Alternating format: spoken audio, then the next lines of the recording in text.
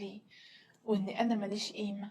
دلوقتي انا اللي بقيت احسسه ده، بقيت حاسة ان انا رديت جزء كبير من كرامتي اللي هو بعترها.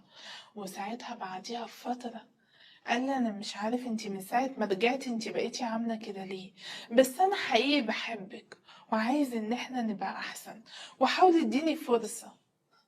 بتحبني؟ هو انت لو كنت بتحبني كنت رحت اتجوزت عليا؟ اتجوزت عليكي؟ انتي عرفتي الكلام ده منين؟ مش مهم، انا عرفت، ومش من دلوقتي، ده من زمان. لو بتحبني كنت رحت خنتني، لو بتحبني كنت دمرتني، لو بتحبني كنت جيت عليا بالشكل المهين ده علشان خاطر انت راجل بتحب الجمال للدرجة دي. لما انا بقيت جميلة بس حبتني، ولما بقيت وحشة كرهتني؟ ليه؟ من امتى حكمنا او حبنا للشخص بيبقى مبني على جماله؟ انا اسف، انا غلطت، بس انتي اهملتي في نفسك، وانا ما كنتش متعود عليكي كده، ودي كانت اول مرة اعمل كده.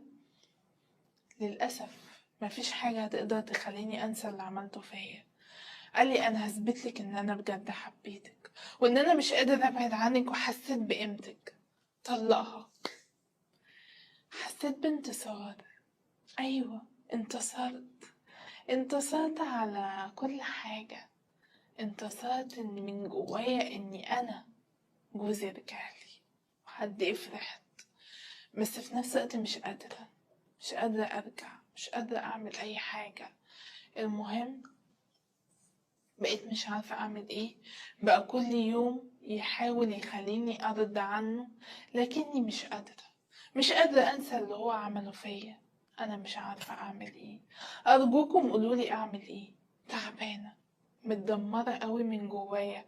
اللي قالهولي كان صعب عليا، وحقيقي مش قادرة انسى اللي قالهولي. قولولي حل، قولولي اعمل ايه. دي المشكلة اللي جاتلي النهاردة من صاحبة المشكلة على رسائل الصفحة، وزي ما انتوا سمعتوا مشكلتها بالظبط. صعب على اي ست انها تحس ان هي ولا حاجة، والاصعب من كل ده الخيانة. الخيانة صعبة قوي. الخيانة من الاصعب الحاجات اللي ممكن الست تحسها، مش بس الست، وكمان الراجل. الخيانة من أصعب الحاجات اللي ممكن نعديها وإن إحنا ننساها، لأن للأسف بيخلونا نحس أحاسيس وحشة جدا، وأهمهم وأولهم إن إحنا قليلين.